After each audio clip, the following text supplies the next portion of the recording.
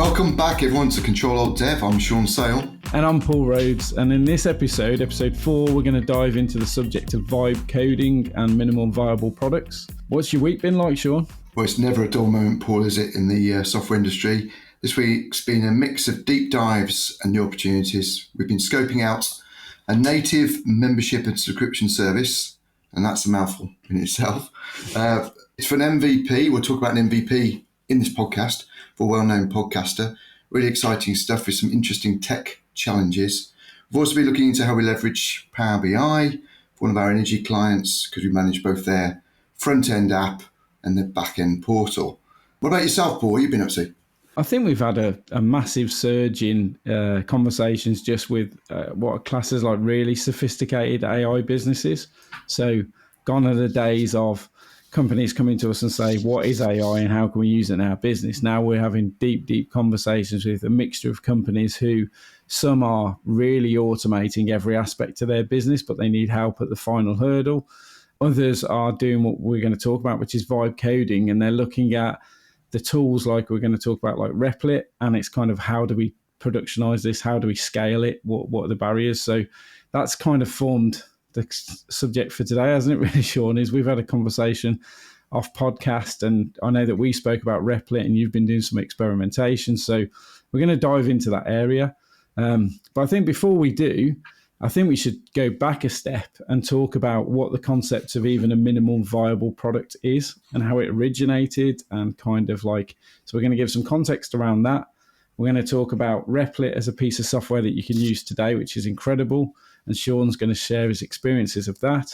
And we can also talk about this whole concept of micro SaaS and vibe coding. So I think a good place to start is, you know, you've already mentioned, Sean, that you're building like minimum viable products, MVPs for companies. So like, what's your understanding of an MVP and why it exists? So my understanding, Paul, is the most basic version of a product that can be released to early users with just enough features to solve a core problem or deliver a value or to kind of show off to the client that we understand what it is they're asking us to produce for future development. Minimum, basically stripping it down to just the essential features, viable, so it's useful enough that real users can gain value from what we produced, and the product is obviously a working version of the idea. So why build an MVP, I suppose, is another good question as well. Well, it validates your idea before investing too much time or money into what it is they're actually asking you to build. We can get user feedback early. So, for example, I've been building something recently, and we're going to come on to that in a minute. But it gave the founders an idea of just what it is we're looking to develop, and then obviously to then roll out. It reduces any risk as well, so avoiding building features that nobody wants, and hopefully we can enter the market faster because we are in touch with exactly what the company's asking us to build. So I suppose examples of it, Uber might have been just an app to request a ride with a basic driver and the rider matching, no GPS, but just a fancy UI, and maybe that turned into obviously what it is today. An MVP for an online store might just be a single page with a PayPal button on it, and a few products to test people interested in those products before they buy. What about yourself, Paul? What's your understanding of an MVP? Yeah, so my head's swimming. I'm like, literally, I've got so many things going through my head. I think you're exactly right. The core purpose of it is to fail fast. Is actually the reality. Is it's to, you know, what every new product wants is product market fit. So then the question is, how do you get product market fit? And it's people like Steve Blank and Eric Ries who were like the pioneers of this, who really coined MVP. So the concept is exactly what you said, validating ideas. Well, how do you validate ideas? You assume that you have a problem that people want to solve and they'll pay money to solve. And so basically you're trying to validate it with your audience. So you've got a mixture of like customer discovery and customer validation. An MVP is the perfect tool. So it's about not over-engineering anything. And actually it's about shipping as fast as you possibly can, which really ties well into like what Replit can offer people. So if you imagine that you have an idea, like you said with Uber, an MVP for Uber could literally be, it doesn't even need to be an app. It could be a tech service or a concierge MVP or all different things. I know that Dropbox launched their MVP with a video.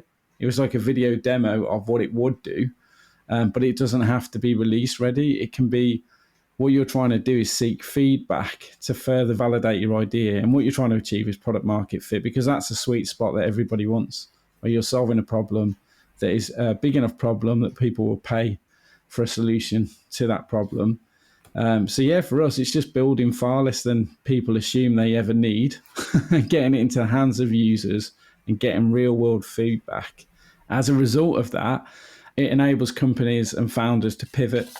So you might be trying to solve problem A, and you get to your target audience and your potential users, and you discover that whilst your original hypotheses and your problem is a problem, it's not a big enough problem, and you discover a new problem and you solve that. And there's loads of evidence across the years of like companies who've pivoted massively. That's my basic understanding of an MVP. It's there exactly like you said, to validate, and the ultimate goal is product market fit. And so how do you get to that? You test and you measure and you iterate and you pivot when you need to. And I think this brings us on really nicely to the big question is, well, why have we spent 5 minutes talking about what an MVP is because I think the history in software is, if you wanted to build a minimum viable product a couple of years ago, really you would either go and find a technical co-founder and obviously do equity and shares like that, or you would find a software development company, or you would employ some developers. Either way, it's a very costly exercise, whether you pay for it down the line in terms of time or anything, or whether you pay a software development company. And so what's happening now is, we've spoke about this theme over the past few episodes, which is really that the gap between idea and execution has never been smaller through the advent of AI and the tools that use AI. And so we're going to go on to Replit, which is something that we've spoken about, and I know Sean's been actively using. So I'll hand it over to you, Sean. But it was basically like, what have you actually been doing with Replit? And do you want to give people an idea of what it is, how you use it? Yeah. I mean, actually, Replit was something that you soundboarded to me 2 episodes ago. So I think you sort of gave me the opportunity to have a look at it. So I paid for the yearly license, and I can see it works on credits pool. It was interesting. Just to step back a little bit, we got approached by a company. We signed an NDA, non-disclosure agreement. So I can't mention who it was, but you heard me say in the intro to our podcast that it's for a well-known celebrity podcaster. So we were getting into this situation when we were talking through with the design agency as well, just exactly what they wanted, because we opened Pandora's box, a bit like you and I do, Paul. We sort of go off and say, well, you can build X, Y, and Z. Everyone was getting excited. And there's just so many things that the first phase could do. The design agency said, look, we need to really get around the table and discuss what it is you need. And I thought, well, let's just step back a little bit. Let's do an MVP. Paul mentioned Replit, so I thought, right, let's have a look at this. And I literally dropped in the brief that I've written, highlighted to Replit what I called phase 1, phase 2, phase 3. So just said, let's concentrate on phase 1, and added the bare basics of what I needed the MVP to do. I was talking about the different players, because this particular client of ours wants to sell premium podcast content, so it needed a native player there. Free content, of course, would roll out onto, as it does anyway, onto YouTube, Apple, and Spotify. But really, it was really just, could it produce something, like you say, Paul, with no code at all, and just produce it? And I have to say, and I just hope my son isn't listening to this, whilst he was doing his brown belt grading, I was on my mobile phone, Paul, building this MVP, and wow, I was so impressed. Yes, there's a lot of conversation that goes back and forth. You've got a typical AI editor there. So the brief went up, they produced a front end, which is fantastic. So I could visually see as a website, if you like, how it would look.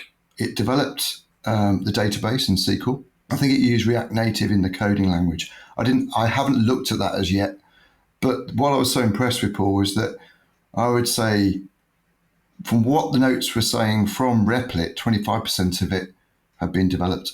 So yes, I was going back and forth in this kung fu grading, aligning buttons, sort of saying you haven't got that right, you need to do this, you need to do that. Sometimes when it released the code, Paul, I was getting 404 errors, and it was talking about security and things like that. So it was coming back saying this is some security issues. But what I was impressed with was within about 4 hours, I had produced something that went to the client, and the client was, wow. I didn't explain to them that I'd use Replit, but they were, wow, that's exactly what I want. It prevented us all having to get into our cars and go 50, 60 miles down the motorway to have this conversation, probably spend 5 or 6 hours in a very hot room just discussing what we need to do. We did it. And my intention was, Paul, was that we've got something you can look at. What do you want to keep? What do you want to change? Have a little play with it. And I was so impressed because even like the players for the native player, it was built into the system. So you couldn't listen to any examples, but it acted like it would stop, start, forward, back and play, which is amazing. The subscription side as well, you could log in and subscribe. Obviously it wasn't going to take your money, but the whole kind of journey to that kind of stage through Stripe to pay was already integrated. So for me, Paul, it was an amazing moment. As you say, you've got to embrace this technology. You can't sort of sit on the fence and say, look, we've got developers, we don't need AI tools like Replit, we're just going to carry on as we are. You've got to embrace it. And I think for me, it was the fact that someone that used to develop software years ago doesn't need that skill level now. But what I can do, and what I assume I can do, is I can wrap this up and I can put this onto our servers, and then I can say to the developer, look, there you go. There's the MVP. The customer's really happy. I've made the changes. You go ahead and now turn this into a piece of software that customers can use going forwards. That's absolutely. I mean, that is a gem because what's really good is obviously I recommend a lot of things to a lot of people, but when I recommended Sean had a look at Replit, what he's just demonstrated there, without any prompting from me, is exactly the story I hear from everybody, regardless of whether they're technical or non-technical. So people are using Replit to ideate, and all the feedback is exactly the same thing. So it's the fact, did you write any code at all, Sean, to produce that MVP? Absolutely not. So I literally, like you've been using this Notion, which in a sense is a way of literally briefing out what I require the system to do. So we did a lot of work. We were back and forth with the client saying, this is the technology, this is phase one. But literally, if you get that right and you upload that, incredible. What it produces is incredible. And I think this is a critical thing I'd add in here. So when I opened at the start and I was saying, we're talking to sophisticated AI users now and we're trying to help them with where they're hitting hurdles with implementation automation. A big part of the conversations that have naturally been happening in our business is we're getting business owners who are both a mix of technical and non-technical people who are coming to us with Replit. That's how I discovered it. I didn't even know it existed, and I probably should have. But we were getting inbound inquiries for people who are saying, I've built this thing in Replit. Can you have a look at it? And can you tell us how to take it to scale? Because that's where the gap is. So Replit, I see, is a huge strength.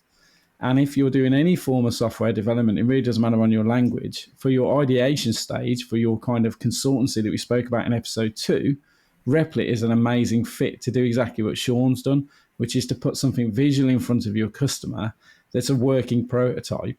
When you get the decisions and all the feedback loops saying you know what you're building, there's then a process to make it scale. Because where it's brilliant is for starting, it's terrible at scaling. So it's kind of it's about validation. It's why we talked about MVP at the start. And the familiar story I keep hearing is people are spending $50, $100 and producing these amazing MVPs, exactly what they've got in their mind's eye. And they're doing it in 20, 40 hours. And a typical journey seems to be that they make a huge amount of progress in the first 20 hours and like bam, bam, bam, just prompting it and getting something out and they're getting really excited. And then they probably spend another 20 hours battling with it, trying to get it Yeah. to do the final, the final flourishes. But if you think about at the start when I was saying a couple of years ago, you'd have to either employ developers or you'd have to hire a software agency, and you're really talking tens of thousands of pounds to develop an MVP.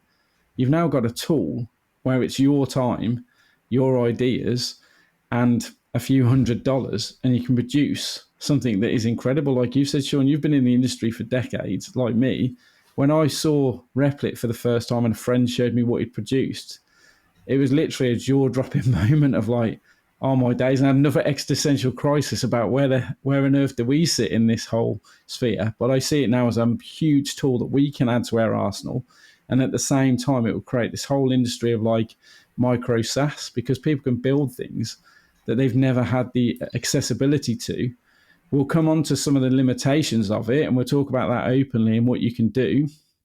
But I think that the key thing here that I observed as well from Sean is it doesn't matter whether you're building out a really complex system or whether you're using Replit. My advice is always have that brief, have like a strict use the rules of MVP and build only what you need to validate your idea. And one thing I've observed more often than not is the classic thing of, because it's so powerful and you can do so much, people are just adding feature after feature after feature, and they're still not launching. Like they could have launched with 3 things in that Replit, but instead of being 20 hours and launching and getting it into the hands of a user through like the way it's released and stuff, I speak to them again and they've spent 400 hours now and they still haven't launched it. And instead they've added a new feature, and it's because it's so easy to add it. And one guy, that's exactly. So I'm going to cut in there just because exactly what you just said there. I kept messing with it. So rather than watching my son's grading, which I should have been paying complete attention to, Paul, I kept messing with it. I kept going, so that looks really amazing, right? Should I do this? I'm going to do this. I'm going to do this. And as you quite rightly said, there's a level of where do you actually stop and say, that's acceptable now to send that MVP to the client, because I kept tweaking it, adding things to it. And I think it's because, as you rightly say, it's so simple in what it does, and it's taking all that unnecessary headache of having to put some code into it to develop the database. I mean, have you actually looked at the code and the back end to see how good it is from the code level point of view? Yeah, so I mean, there's a couple of things when it comes to the code. So some real positives are you can actually choose the language that you want it to code in, which is a really good thing. So if you know a language, you can say, I want to code it in X, so that when I export it, so you can export the code out as well. So the way to think about it is, I see Replit as a stepping stone. So I see it as the ideation stage, the validation stage. And then ultimately, I do see that you would exit Replit. But then it creates an even bigger barrier because you've had this ability to add an unlimited amount of features really quickly. As soon as you kind of export it to make it scale, you're adding complexity into your pipelines, you're adding complexity into the whole infrastructure. And obviously you need then a developer to take it on board. So your costs go through the roof compared to what you were doing in Replit. But it's a natural progression, is that you can't stay on Replit. Replit is for MVPs. But there's a lot of work you do before you even get to scale, and we'll come on to that. But the other thing that you reminded me of was it's just the fundamental truism of, we spoke again in episode 2 about the architectural plans and like whatever you do. And to me, what's happening at the moment, I talk to some people, is it's almost like they're building a house, but they're just slapping a wall on the right hand side and they're just putting a roof on it. But there's no, like, it's as fundamental as, before you step into the tool, I would say pen and paper. Get your ideas down on a piece of pen and paper. 3 things that you want to do. Always, you should be experimenting and you should be playing. You should have a playground, and you really want to push this tool to its limits. But if we go back to the principle of MVP, it's ship fast, and it's test your ideas with real users. And I think I've observed some people who've launched these, and when you see it as an end user, it actually becomes quite confusing. It's not slick and easy to use because there's so many features. And instead of like going to market with, again, solving the three big problems that they could make and validate, there's 20, 30 features in it. And that's the barrier I see. It's just because you can add a message board doesn't mean your product needs a message board. And it's just, you always have to be thinking of the end user and their experience. And I Yeah. think that's where, so I would always advocate, have a project in Replit that is your absolute playground. That's your, like, you can do whatever you want in there, total freedom to experiment, everything else. But if you're going to build it for an MVP, be almost really rigid with yourself and be disciplined and say, when I've got these three features that I need, that I've worked out, that I need to validate my idea, don't delay. Because I see a lot of delays when actually they've created something in 20, 40 hours. And I'm like, your opportunity is massive. You really need to go and prove it. So yeah, I think I've spoken enough about that. And then, by the way, guys, we're not sponsored by Replit by No. any means. But it is interesting. I mean, we do a lot of development in Laravel, so Replit doesn't support Laravel purely because Laravel needs a more complex server environment, Paul. So you are looking at the more sort of basic languages, but as Paul mentioned there, it's got the SQL Server backend. So in a sense, once we've done the MVP, we can literally pass it on to developers. And at this stage, I'll let you know, because obviously we're now waiting for the sign off from our client. He's very impressed with what we built. And as Paul said, we built it in, I'd say I probably did it in about 8 hours, I think. The cost implications is interesting because although sometimes it does get things wrong and you have to kind of go back and ask the same thing 2 or 3 times. I mentioned that it had a few 404 page errors, so I went back and said in the runtime version, which I wanted to present to the client, and I was clicking around the screens, I was getting 404 errors. So it went to fix those. When you redeploy, it takes a bit like coins really, but you get so much per month. And of course, every time you deploy, it reduces how many coins you got left.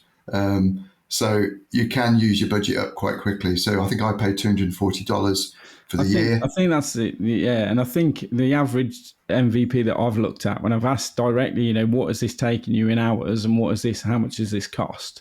Whilst the advertised kind of thing is a, subscription package, it's still, I mean, it's incredibly cheap, but it's coming out sort of like $200 to $300 of AI credits. And then sort of 40 to 80 hours. But you compare that to their opportunity to develop an MVP 5 years ago, it's just insane. It's massively changing the industry. And I think that's why we wanted to cover it today, was to go, Yeah. There's this opportunity there. And if you weren't aware of it, this is regardless of whether you're a technician or not, you should be aware of it, because it's incredibly easy to use. There's no code. In terms of the code quality, I have a concern that obviously it's all prompt driven, but it's also layer on layer. Like, you're constantly, the experiences that I've had talking to people is you're constantly like reprompting it and saying, no, not like that, like this. And you're just thinking, what on earth does that code actually look like? But I think if you were then to go to scale, and you would only go to scale if you validated the idea. That's the thing, is stay in Replit as long as you can, would be my advice, until you can start to scale. But there's certain limitations that we've become aware of. So I can go through and just dump on some of those if you want now, and talk about some of the limitations we've observed, if that would be useful. I think so, because I'm at this stage now where I've been very impressed with it. But you rightly say, the amount of times I kept saying to it, no, not like that, do this. No, not like that, do this. In fact, in the end, like you said, you've just got to say that's enough now. So I went to the client and said, this is your MVP. There is a few limitations you can see on the screen where it hasn't sized this properly, or it's not aligned this properly. But you get the gist of what I'm trying to do. But yes, over to you in terms of what you've seen from your experiences, really, Paul. Yeah, so I guess it's just this. This is only like off the top of my head, but I think the biggest thing I see is I just compare to what does a production stack have. If you think Yeah. about the systems that you've developed, Sean, if I was a business owner and I wasn't a technician, like as in a software developer, you wouldn't even be aware of these things. So it's things like, if you just look at GDPR, I would imagine there's a lot of these systems launching that just don't even have a privacy policy. So it's got nothing to do with tech. It's got nothing to do with how you build it. But it's like, have you got a process for deleting accounts? Have you got a process for anonymization? All these sorts of things. So you've got like the legal side. My understanding is that it's not a true database. It's like SQLite and stuff like this. So obviously you would take it into, say, AWS, and you would apply like a Postgres database or whatever database you wanted. So it needs a proper database to it. In terms of the authentication systems and stuff as well, I don't really understand how the secrets are managed. So like if it's just in an environment variables, that's okay. But are they managed? Do people know not to put secrets into their code base? Also, version control. I know that it's got a deployment process. I know it's got a version control. But if you think about the large scale enterprise systems that we do with Git and everything else, this entire process is just to the version control side of it. So it's like backups, rollback, disaster recovery plans, all these things that you would need if you got to scale. And when we're talking about scale, we're talking about a true commercially viable income generating product. Because a lot of what we actually do today in software development is compliance. It's like the amount of documentation we have to fill out regarding access to servers and like all the stuff that you and I understand that we are responsible for as a legal entity to protect our customers. Because it's about MVP and validation, it's never thought of or addressed. But as soon as you go really public and start making money, that's a huge shift in your duty and your obligations. You've also got things like, it does a fantastic job on the mobile side, but are you doing true caching? The performance of it is the biggest barrier. So I know it has a concurrency limit of 20 users, I believe, and there's certain other barriers to it. So if you think about the product has been designed for an MVP, a low user rate, you would hit some bottlenecks really quite quickly if you started to scale.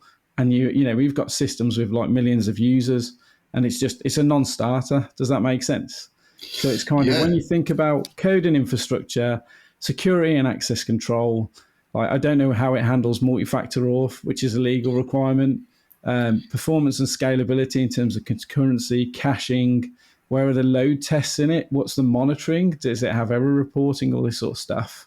I've definitely been reading that the debugging is nothing compared to, a true IDE where you're actually writing code. So it's all these things. And I think if you were becoming a software developer and you were using it as a tool and it was your primary tool, I don't know what the true learning would be of actually what software development is. So I think we have to look at it through the lens of you've got an idea, you're clear on what you need to build to create that idea and validate it. It's the best tool, I believe, on the market that I've heard about and had people come to us in volume and have those conversations.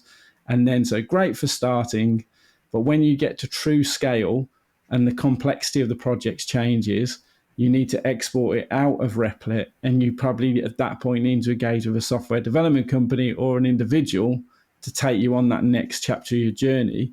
But you've done it with a validated product.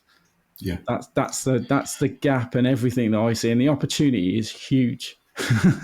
yeah, and I think well, you like you said in previous episodes, where we are now with AI tools, where we're going to be in 2 years' time, because as you rightly say, these things are probably null and void anyway. But I agree with you. There was a worry of mine when I sent them this MVP. Was the limitations for more than 1 or 2 or 3 or 4 users to view it? Was it going to slow down? Was there any conflicts that could occur? Because I did notice when I was doing these updates, sometimes my changes from the previous updates got lost. Yeah. So I had to kind of go back. And that's version control, isn't it? That's just basic version control. Yeah. But and as we've already said, it's not going to work for my Laravel developers, but it is what you've said it is. It is a starting point, and it's a very, very good starting point. Yeah, it's amazing. I always talk in simple language like Lego. You got a piece of Lego. It may not be the technical Lego. It's your basic Lego. You build your house, you build your fire station, right? To go to that technical side, that's the next stage. Yeah. But wow, it gives you such a fantastic starting block. Yeah. And I think that's where we're saying this is a great tool for you guys out there to have a play with. 100%. And I think if you're a business owner or you're a founder and you're starting to explore Replit, we've actually like put together like a quiz or like a score app. I don't know if you've come across Score App. It's like phenomenal. Again, it's another tool that you can add to your arsenal. But we put together like a score app for anyone who's built anything in Replit, and they want to sanity check it for the production, the scaling side of things. So like it says, it basically, are you ready to scale? It'll take you through a series of questions, and it'll basically give you a score at the end of it in terms of how ready you are to scale. And a lot of it is around the validation piece. So yeah, I think that's something we could add to the show notes, if that makes sense. Is a definitely. link to that. So I think, guys, if you're enjoying this podcast, please do continue to subscribe to our other podcasts that we bring out every single week. Obviously, with benefits today, we're on Replit. So open a browser, go to Replit and have a little play. And that's it from me, Paul. Anything from you? Yeah, so I think just next week we're digging into project memory, aren't we, in AI brain? So we'll be talking about how to create systems that remember everything so you don't have to. So that's next week's episode. So we look forward to it. So thanks for your time, guys. Cheers, Sean. Yeah, thank you, Paul.